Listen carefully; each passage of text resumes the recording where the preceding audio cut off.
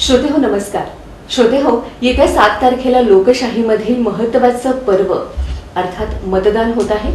सोलापूर जिल्ह्यात 2 मतदारसंघाचा समावेश असून 42 सोलापूर मतदारसंघ आणि 43 माढा लोकसभा मतदारसंघ या दोन्ही ठिकाणी मतदान होणार असून त्यासाठी जिल्हा प्रशासनानं अतिशय काटेकोर असं नियोजन केलेलं आहे, ज्याला आपण मायक्रो प्लॅनिंग असं म्हणतो. अनेक विभागांचा समन्वय साधून न्याय्य आणि पारदर्शक वातावरणात हे मतदान पार पडणार आहे. यासाठी प्रशासन सतर्क आहे, सज्ज आहे आणि त्याच अनुषंगानं आज अप्पर जिल्हाधिकारी तथा निवडणूक निर्णय अधिकारी 43 माढा लोकसभा मतदारसंघाच्या श्रीमती मोनिका सिंह ठाकूर आज आपल्या सोबत आहेत. मॅडम, आकाशवाणीच्या स्टुडिओमध्ये तुमचं मनपूर्वक स्वागत. नमस्कार. नमस्कार मॅडम, माझा पहिलाच प्रश्न असा आहे की 43 माढा लोकसभा मतदारसंघाच्या अनुषंगानं जिल्हा आपली तयारी कुठपर्यंत आलेली आहे याबद्दल थोडक्यात. 43 माढा लोकसभा मतदारसंघामध्ये एकूण 6 विधानसभा मतदारसंघाचा समावेश होतो. त्याच्यामध्ये सोलापूर जिल्ह्यातील 4 करमाळा, माढा, माळशिरस आणि सांगोला असे 4 मतदारसंघ आणि मान आणि फलटण असे साताऱ्याचे 2 असे एकूण 6 मतदारसंघाचा समावेश होतो.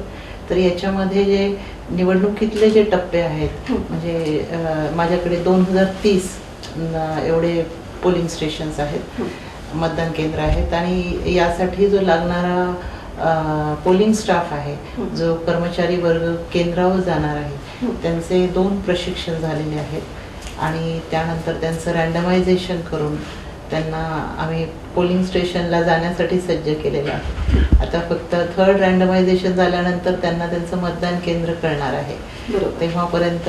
आणि बाकी त्यांचं जे EVMचं प्रशिक्षण आहे, कसं हँडल करायचं हे त्यांना व्यवस्थितपणे आम्ही सज्ज केलेलं आहे. तसंच पूर्ण ह्या मतदारसंघामध्ये ज्या वेगवेगळ्या टीम्स असतात, म्हणजे SST टीम म्हणतो त्याला, जे नाके आहेत तिथे त्यांचं चेकिंग चालू आहे. म्हणजे जर इलिगल कॅश किंवा लिकर असं जर सापडत असेल तर ते चेक करण्यासाठी बॉर्डरवरती नाके लावलेले आहेत सगळीकडे. आणि आमच्या सर्व टीम ज्या आहेत त्या आता निवडणुकीसाठी सज्ज आहेत. लोकशाहीत मतदारांची भूमिका कशी महत्वाची आहे याबद्दल काय सांगाल? लोकशाहीत मतदारांचीच भूमिका महत्वाची आहे. त्यासाठी पूर्ण 5 वर्ष आपण ही तयारी करतो की नवीन मतदार त्याच्यामध्ये त्यांना त्यांचं ॲडिशन करणं, त्यांची मतदार नोंदणी करणं आणि जे डेट झालेले असतील, मृत असतील, त्यांची नावं कमी करणं, ही प्रोसेस आपली सतत चालू असते. आणि आपला जो इलेक्ट्रोल रोल ज्याला आपण म्हणतो, मतदार यादी ही तयार होते आणि याच्यामध्ये स्पेशल एफर्ट घेऊन जे नवमतदार आहेत त्यांची नोंदणी केल्या जाते. आणि ह्या सगळा हा जो प्रपंच आहे, आपण हे सगळं जे करतो काम हे याच्यासाठी करतो की या सर्व मतदारांनी येऊन मतदान केंद्रावर येऊन त्या दिवशी मतदान करायला पाहिजे. तर त्यासाठी आम्ही खूप म्हणजे वेगवेगळे प्रयोग, काही नवीन प्रयोग केलेले आहेत. शाळा कॉलेजेसमध्ये आपण नेहमी तर जसं त्यांना कॉलेजेसमध्ये जे नवमतदार आहेत त्यांच्यासाठी आपण कॅम्प्स वगैरे घेतलेले तर आहेच, किंवा त्यांच्या जे स्ट्रीट प्ले असतील किंवा या पद्धतीचे सुद्धा ट्रान्सजेंडर्सला सुद्धा त्यात समावेश करण्यासाठी भरपूर उपक्रम झालेले आहेत. आता हे एवढंच आहे की आता हा सगळं आपण त्या अंतिम टप्प्यावर आहेत जिथे त्यांनी येऊन मतदान करायला पाहिजे. अगदीच खरंच आहे. निवडणूक प्रक्रियेमध्ये या यंत्रणेमार्फत किती विभाग आहेत आणि त्यांच्यासोबत कशा प्रकारे समन्वय साधण्यात येतो? निवडणूक प्रक्रियेमध्ये सर्वच विभागांचा समावेश होतो. म्हणजे हा जरी जिल्हा प्रशासन हे करत असेल तरी प्रत्येक विभागाच्या कोऑर्डिनेशन शिवाय निवडणूक ही शक्यच नसते. मग ह्या प्रोसेसमध्ये आमच्यासोबत म्युनिसिपल कॉर्पोरेशन असेल, जिल्हा परिषद असेल, त्यानंतर सगळ्या म्हणजे वेगवेगळे विभाग आहेत. आता आपला जे इन्फॉर्मेशन ब्रॉडकास्टिंग असेल, त्याच्यानंतर कॉलेजेस आहेत, हे कॉलेजेस, त्याच्यानंतर पोलीस प्रशासन आहे, असे वेगवेगळे विभाग आहेत ज्यांच्या समन्वयाने हे सगळं जे आहे आपण पूर्ण प्रोसेस ही यशस्वी करू शकतो. अगदी बरोबर आहे. जनजागृती करण्याचं काम नेमकं कसं केलेलं आहे? कारण घंटागाडीचा बऱ्याच वेळेला आम्ही ऐकतो, त्याच्यावरून बऱ्यापैकी प्रसार होतो आणि बॅनर्स जे लावलेले आहेत त्याचे टॅगलाईन फार आकर्षक आहे. जसं की 18 वरीस मोक्याचं, मताधिकार बजावण्याचं, आणि त्याचबरोबर हातभर तक्रारींचा बोटभर उपाय, हे खूप छान अशी जनजागृती. तर कोणत्या कोणत्या माध्यमातून आपण ही जनजागृती केलेली आहे? आपण सर्व प्रिंट मीडिया असेल किंवा रेडिओ असेल, त्यानंतर कॉलेजेसमध्ये जाऊन केलेली आहे, त्याच्यानंतर जे आपलं रिक्षा फिरवणं असेल किंवा घंटागाडी असतील, या सर्व माध्यमातून जी शक्य आहे त्या सर्व माध्यमातून आपण जनजागृती केलेली. तसंच याच्या पूर्वी ईव्हीएम सुद्धा आम्ही जिथे मेन अशा जागा आहे जिथे लोकांना ईव्हीएम कसं चालतंय याचं एक कुतूहल असतं लोकांमध्ये, आणि काही त्यांचे जर काही गैरसमज असतील तर ते सुद्धा दूर करण्यासाठी त्याचं सुद्धा आम्ही लोकांना प्रात्यक्षिक दाखवलेली आहेत. तर असं वेगवेगळ्या माध्यमातून शक्य आहे तेवढं त्याचा सगळ्यांनी मतदान करण्यासाठी आणि ईव्हीएम साठी सुद्धा आम्ही त्याचं भरपूर असे प्रचार आणि प्रसिद्धी केलेली आहे. अर्थात जिल्ह्यातील मतदानाची टक्केवारी वाढवण्यासाठीची ही जनजागृती. मॅडम, तुम्ही सांगितलं की वंचित घटक, तृतीयपंथीय यासाठी पण आपण विशेष मोहीम राबवली आहे. तर ज्येष्ठ नागरिकांसाठी काय सांगाल की जे घरातून निघू शकत नाहीये, किंवा त्याबद्दल काय सांगाल? तर जे घरातून निघू शकत नव्हते अशांसाठी आम्ही आमचे BLO मार्फत त्यांना घरी जाऊन त्यांना हे आम्ही विचारलं होतं आणि त्यांची मागणी नोंदवली होती की त्यांना होम वोटिंग करायचं आहे. तर अशांना जे याच्यामध्ये PWD म्हणजे फिजिकली जे हँडिकॅप्ड आहेत त्यांचा सुद्धा समावेश आहे. अशा सर्व मतदारांना ज्यांना मतदान केंद्रापर्यंत येणं शक्य नाही अशांसाठी ही व्यवस्था केली होती. तर होम वोटिंग मध्ये सुद्धा आम्ही आमच्या जवळपास 2200 काही असे मतदारांचं होम वोटिंग आम्ही करून घेतलेलं आहे. तर त्यामुळे त्यांचं ऑलरेडी आधीच मतदान झालेलं आहे. याच्यामध्ये काही आमचे मतदार 106, 103 वर्षाचे असे सुद्धा आहेत. तर ते आमचे जेव्हा केंद्रावरचे ते म्हणजे त्यांच्या होम वोटिंगचे जेव्हा आमच्याकडे माहिती आली त्यातून हे कळलं. तर ही सुद्धा सुविधा आयोगाने त्यांच्यासाठी उपलब्ध करून दिली होती. अच्छा. खरं तर आता आपण पाहतोय सोलापुरातली हे जे ऊन आहे ते अतिशय तीव्र आहे. तर उन्हाची ही तीव्रता वाढत असतानाच आपलं मतदान येत आहे. तर यासाठी काही वेगळ्या उपाययोजना आपल्याकडून करण्यात आलेल्या आहेत? हा, हे खूप चांगला प्रश्न आहे आणि मला हे सांगायचं आहे विशेष करून सर्व श्रोत्यांना की आम्ही मतदान केंद्रावरती बऱ्याचदा असं आपल्याला वाटते की तो ऊन आहे, उन्हात उभं राहावं लागेल आणि कशाला मग आपण जायचं. तर तसं न करता आम्ही कंटाळा करू नका. आम्ही तिथे शेडची व्यवस्था, पर्याप्त खुर्च्या, त्याच्यानंतर तिथे पाण्याची उपलब्धता, जर आवश्यक असल्यास आपल्याला ORS सुद्धा पाणी तिथे आम्ही उपलब्ध करून दिलेलं आहे. कोणती थकावट अगदी. आणि जे सिनियर सिटीजन असतात त्यांना लाईनची सुद्धा आवश्यकता नसते, सगळ्यांना माहित आहे. तर ते त्यांना रांगेत उभं राहण्याची आवश्यकता नाही आहे, ते जाऊन मतदान करू शकतात. तर अशी त्याच्यानंतर हिरकणी कक्ष आहे महिलांसाठी, जर लहान असतील मुलं त्यांच्याकडे तर ती सुद्धा व्यवस्था आहे. वेटिंग रूम आम्ही शाळेमध्ये म्हणजे शाळेच्या ज्या खोल्या आहेत त्याच्यातली एक खोली अशी त्यांना शक्य तेवढी जी आपल्याला मतदान केंद्रावर जी मदत आपण तिथे फॅसिलिटी उपलब्ध करून देऊ शकतो ते आपण करून देणार आहोत. अगदी. मॅडम, खरं तर आता मतदानाची वेळ सकाळपासून आहे, तर त्याची वेळ काय सांगता येईल आणि कितीपर्यंत म्हणजे किती वाजेपर्यंत आपण त्या लाईनमध्ये उभा राहू शकतो किंवा याबद्दल काय विस्तृत सांगता येईल? मतदानाची वेळ ही सकाळी 7 ते संध्याकाळी 6 या वेळेमध्ये आहे.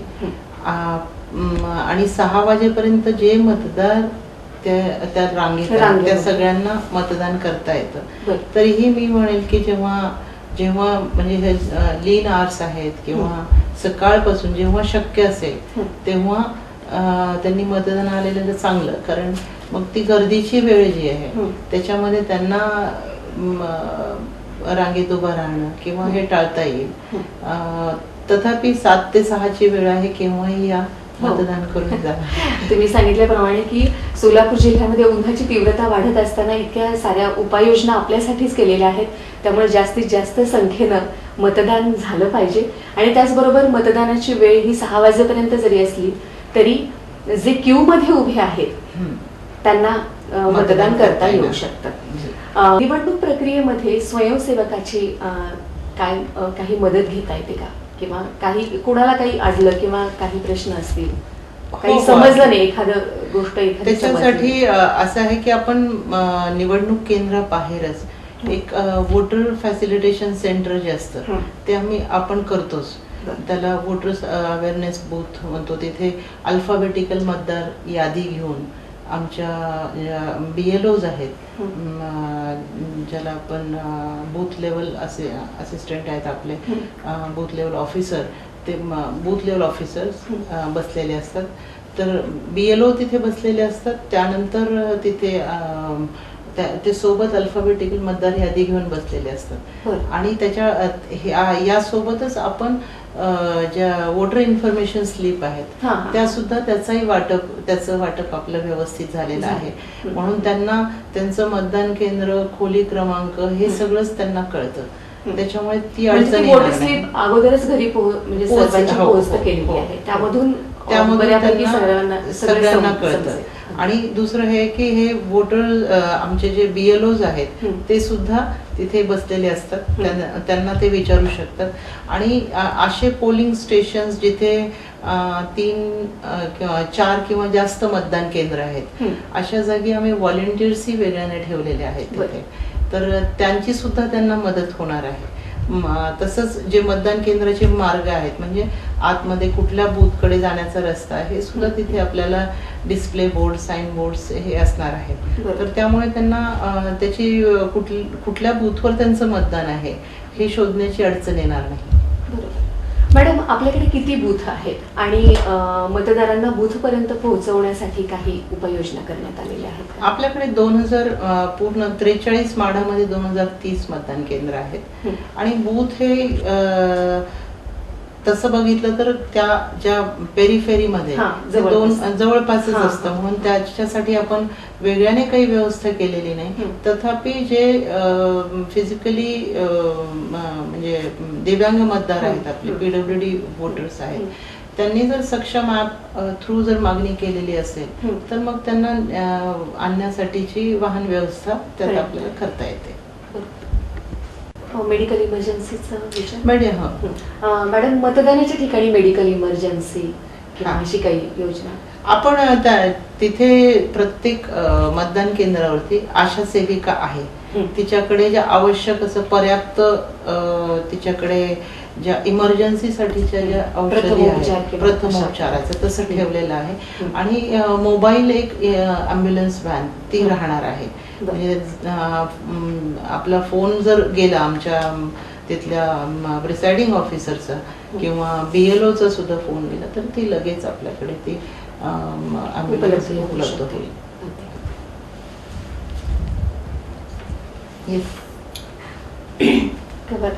ठीक आहे. श्रोते हो, लोकशाहीचा हा जो सोहळा आहे किंवा हे जे पर्व आहे, हा उत्सव आहे, तर या उत्सवात आपण भरभरून मतदान करावं. मॅडम, आपण जाता जाता आमच्या सर्व श्रोत्यांना काय आवाहन करा? मी आपण सर्वांना हे आवाहन करते की हे आतापर्यंतचं जे पूर्ण ही प्रोसेस ही आपल्यामुळे ही यशस्वी झालेली आहे. तर आता याचं फलित होण्याची जी वेळ आहे ती 7 मेला सकाळी 7 ते संध्याकाळी 6 या वेळेमध्ये आपण मतदान करून याला यशस्वी करणार आहोत. तर माझं आपल्या सगळ्यांना विनंती आहे, आवाहन आहे की आपण मतदान करावं आणि हा लोकशाहीचा उत्सव साजरा करावा. धन्यवाद मॅडम.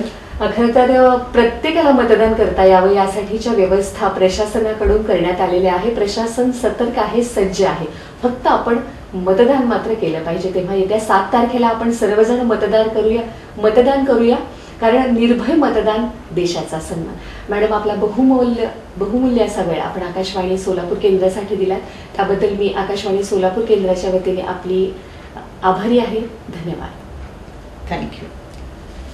श्रोते हो, नमस्कार. श्रोते हो, येत्या 7 तारखेला लोकशाहीमधील महत्त्वाचं पर्व अर्थात मतदान होत आहे. सोलापूर जिल्ह्यात 2 मतदारसंघाचा समावेश असून 42 सोलापूर मतदारसंघ आणि 43 माढा लोकसभा मतदारसंघ या दोन्ही ठिकाणी मतदान होणार असून त्यासाठी जिल्हा प्रशासनानं अतिशय काटेकोर असं नियोजन केलेलं आहे, ज्याला आपण मायक्रो प्लॅनिंग असं म्हणतो. अनेक विभागांचा समन्वय साधून न्याय्य आणि पारदर्शक वातावरणात हे मतदान पार पडणार आहे. यासाठी प्रशासन सतर्क आहे, सज्ज आहे आणि त्याच अनुषंगानं आज अप्पर जिल्हाधिकारी तथा निवडणूक निर्णय अधिकारी 43 माढा लोकसभा मतदारसंघाच्या श्रीमती मोनिका सिंह ठाकूर आज आपल्या सोबत आहेत. मॅडम, आकाशवाणीच्या स्टुडिओमध्ये तुमचं मनपूर्वक स्वागत. नमस्कार. नमस्कार. मॅडम, माझा पहिलाच प्रश्न असा आहे की 43 माढा लोकसभा मतदारसंघाच्या अनुषंगानं जिल्हा आपली तयारी कुठपर्यंत आलेली आहे याबद्दल थोडक्यात.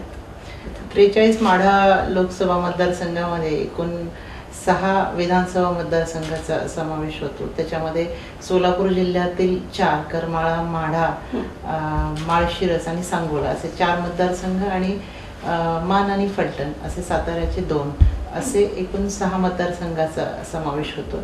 तर याच्यामध्ये जे निवडणुकीतले जे टप्पे आहेत म्हणजे माझ्याकडे 2030 एवढे पोलिंग स्टेशन्स आहेत, मतदान केंद्र आहेत आणि यासाठी जो लागणारा पोलिंग स्टाफ आहे, जो कर्मचारी वर्ग केंद्रावर जाणार आहे, त्यांचे 2 प्रशिक्षण झालेले आहेत आणि त्यानंतर त्यांचं रँडमायझेशन करून त्यांना आम्ही पोलिंग स्टेशनला जाण्यासाठी सज्ज केलेलं आहे. आता फक्त 3rd रँडमायझेशन झाल्यानंतर त्यांना त्यांचं मतदान केंद्र कळणार आहे तेव्हापर्यंत.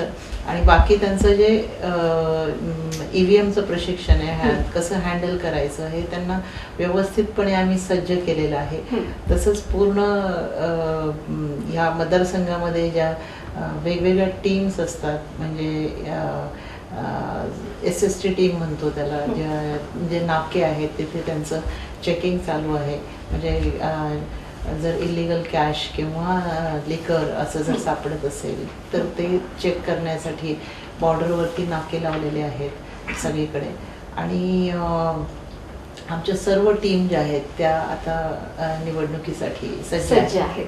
अर्थात पूर्ण प्रशासनाची पूर्वतयारी ही झालेली आहे आणि आता ऍक्च्युली मतदान हे जवळ आलेलं आहे. तर लोकशाहीत मतदारांची भूमिका कशी महत्वाची आहे याबद्दल काय सांगाल? लोकशाहीत मतदारांचीच भूमिका महत्वाची आहे.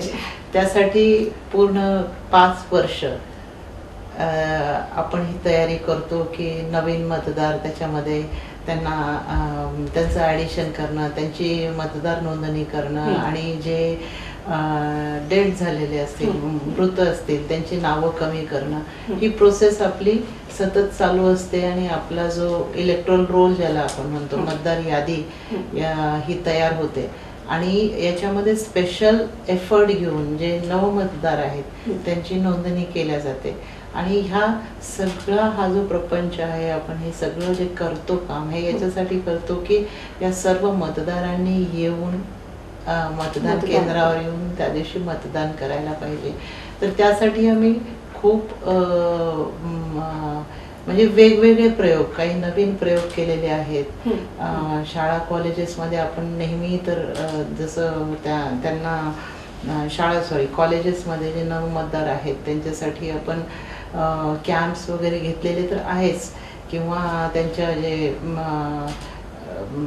स्ट्रीट प्ले असतील किंवा या पद्धतीचे सुद्धा ट्रान्सजेंडर्सला सुद्धा त्यात समावेश करण्यासाठी भरपूर उपक्रम झालेले आहेत. आता हे एवढंच आहे की आता हा सगळं आपण त्या अंतिम टप्प्यावर आहेत जिथे त्यांनी येऊन मतदान करायला पाहिजे. अगदीच खरेच आहे. निवडणूक प्रक्रियेमध्ये या यंत्रणेमार्फत किती विभाग आहेत आणि त्यांच्यासोबत कशा प्रकारे समन्वय साधण्यात येतो? निवडणूक प्रक्रियेमध्ये सर्वच विभागांचा समावेश होतो. म्हणजे हा जरी जिल्हा प्रशासन हे करत असेल तरी प्रत्येक विभागाच्या कोऑर्डिनेशन शिवाय निवडणूक ही शक्यच नसते. मग ह्या प्रोसेसमध्ये आमच्यासोबत म्युनिसिपल कॉर्पोरेशन असेल, जिल्हा परिषद असेल, त्यानंतर सगळ्या म्हणजे वेगवेगळे विभाग आहेत. आता आपला जे इन्फॉर्मेशन ब्रॉडकास्टिंग असेल, त्याच्यानंतर कॉलेजेस आहेत, हे कॉलेजेस, त्याच्यानंतर पोलीस प्रशासन आहे, असे वेगवेगळे विभाग आहेत ज्यांच्या समन्वयाने हे सगळं जे आहे आपण पूर्ण प्रोसेस ही यशस्वी करू शकतो. अगदी बरोबर आहे. मॅडम, खरं याचं जनजागृती करण्याचं काम नेमकं कसं केलेलं आहे? कारण घंटागाडीचा बऱ्याच वेळेला आम्ही ऐकतो, त्याच्यावरून बऱ्यापैकी प्रसार होतो आणि ही बॅनर्स जे लावलेले आहेत त्याचे टॅगलाईन फार आकर्षक आहे. जसं की 18 वरीस मोक्याचं, मताधिकार बजावण्याचं आणि त्याचबरोबर हातभर तक्रारींचा बोटभर उपाय, हे खूप छान अशी जनजागृती. तर कोणत्या कोणत्या माध्यमातून आपण ही जनजागृती केलेली आहे? आपण सर्व प्रिंट मीडिया असेल किंवा रेडिओ असेल, त्यानंतर कॉलेजेसमध्ये जाऊन केलेली आहे, त्याच्यानंतर जे आपलं रिक्षा फिरवणं असेल किंवा घंटागाडी असतील, या सर्व माध्यमातून जी शक्य आहे त्या सर्व माध्यमातून आपण जनजागृती केलेली. तसंच याच्या पूर्वी ईव्हीएम सुद्धा आम्ही जिथे मेन अशा जागा आहे जिथे लोकांना ईव्हीएम कसं चालतंय याचं एक कुतूहल असतं लोकांमध्ये आणि काही त्यांचे जर काही गैरसमज असतील तर ते सुद्धा दूर करण्यासाठी त्याचं सुद्धा आम्ही लोकांना प्रात्यक्षिक दाखवलेली आहेत. तर असं वेगवेगळ्या माध्यमातून शक्य आहे तेवढं त्याचा सगळ्यांनी मतदान करण्यासाठी आणि ईव्हीएम साठी सुद्धा आम्ही त्याचं भरपूर असे प्रचार आणि प्रसिद्धी केलेला आहे. अर्थात जिल्ह्यातील मतदानाची टक्केवारी वाढवण्यासाठीची ही जनजागृती. वंचित घटक तृतीयपंथीय हे आता सांगितलं, पण ज्येष्ठ नागरिक विचारू का? ज्येष्ठ नागरिकांचा विचार. हा, ठीक आहे. मॅडम, तुम्ही सांगितलं की वंचित घटक तृतीयपंथीय यासाठी पण आपण विशेष मोहीम राबवली आहे. तर ज्येष्ठ नागरिकांसाठी काय सांगाल की जे घरातून निघू शकत नाहीयेत किंवा त्याबद्दल काय सांगाल? तर जे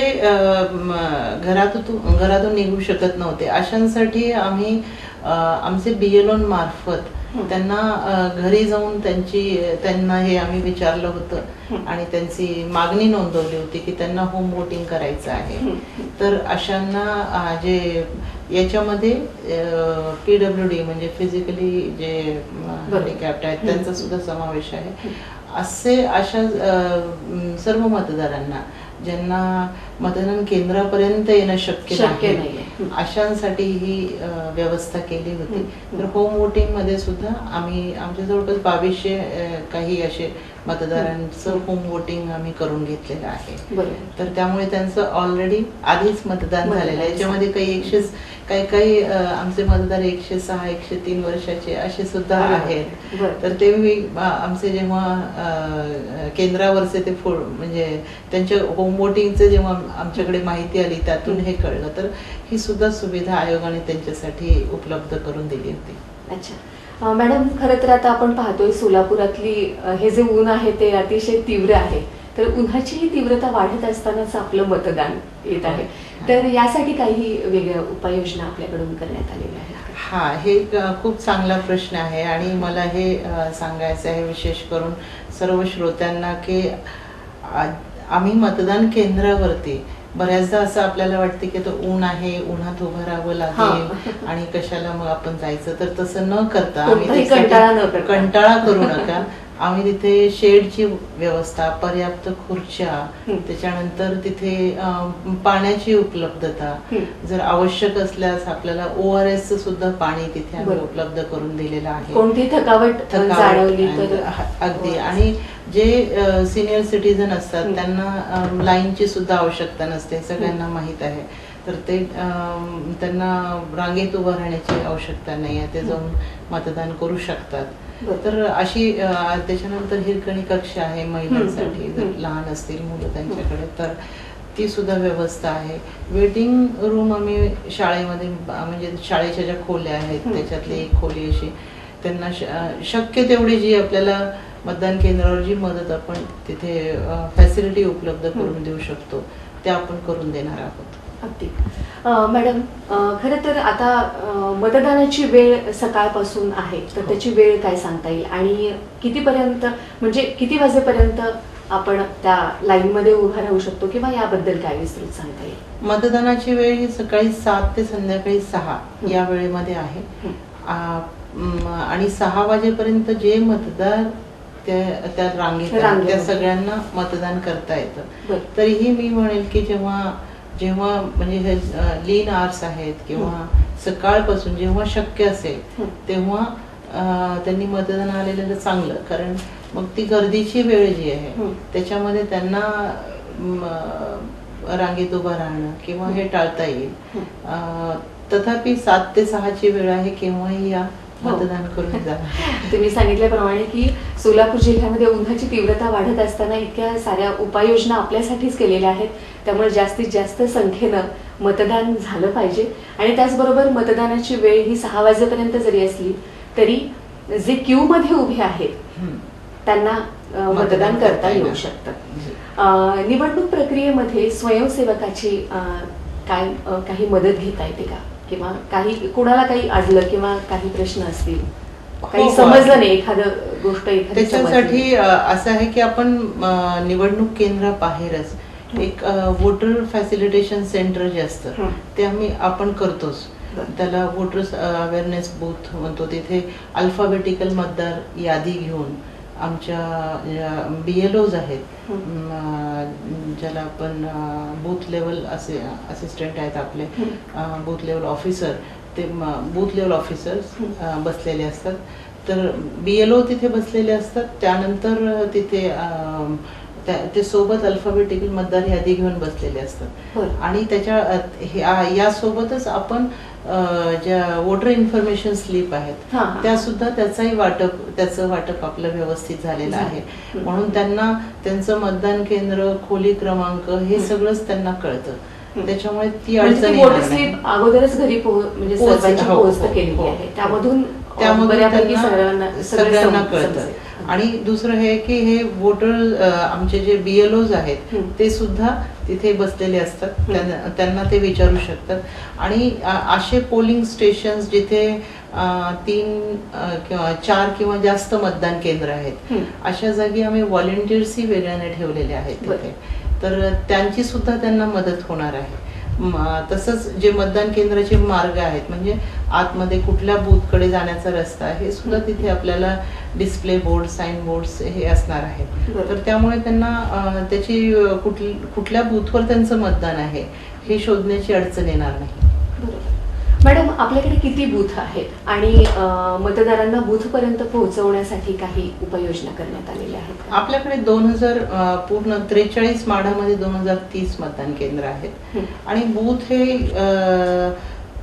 तसं बघितलं तर त्या ज्या पेरिफेरीमध्ये जवळपासच असतं, म्हणून त्याच्यासाठी आपण वेगळ्याने काही व्यवस्था केलेली नाही. तथापि जे फिजिकली म्हणजे दिव्यांग मतदार आहेत, आपले PWD वोटर्स आहेत, त्यांनी जर सक्षम ऍप थ्रू जर मागणी केलेली असेल तर मग त्यांना आणण्यासाठीची वाहन व्यवस्था त्यात आपल्याला करता येते.